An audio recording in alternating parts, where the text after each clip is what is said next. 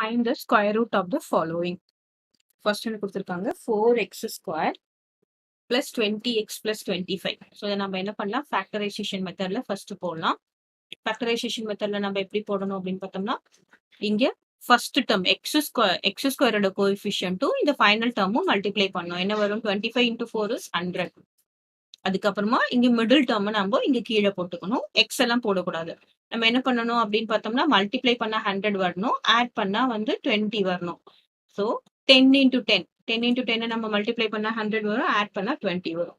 இப்போ நம்ம ஸ்பிளிட்டிங் த middle term நம்ம எப்படி போடுறோம் அப்படின்னு பார்த்தோம்னா 4x ஸ்கொயர் பிளஸ் 20x நம்ம எப்படி எழுதுறோம்னா இங்க 10x பிளஸ் 10x பிளஸ் 25.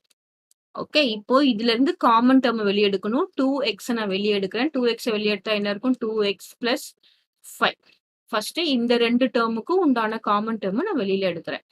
அதுக்கப்புறம் இந்த ரெண்டு டேர்முக்கும் உண்டான காமன் டேர்ம் நம்ம வெளியில எடுக்கணும். பிளஸ் அப்ப என்ன வரும்னா இங்க இருக்க டேர்ம்னா இங்கேயும் வரும். 2x பிளஸ் 5 வந்ததுன்னா பிளஸ் என்ன போடலாம், இங்க 2 இருக்கு, இங்க 10 இருக்கு, அப்போ 5 போடணும். இப்போ 5 2s are 10x, 5 5s are 25. இப்போ காமனா நம்ம எடுத்து என்ன வரும் 2x plus 5,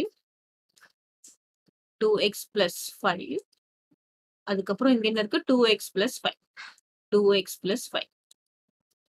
So this will be equal to 2x plus 5 the whole square. இதுக்கு நம்ம ஸ்கொயர் ரூட் கண்டுபிடிக்கணும். இப்போ ஸ்கொயர் ரூட் போட்டோம்னா என்ன ஆகும், ஸோ இந்த ஸ்கொயரும் இந்த ஸ்கொயர் ரூட்டும் கேன்சல் ஆயிடும். The answer will be modulus of 2x plus 5. Modulus ஏன் போடுறோம் அப்படின்னா அங்க உள்ள இருக்கிறது பாசிட்டிவா இருக்கும் அப்படின்றதுக்காக.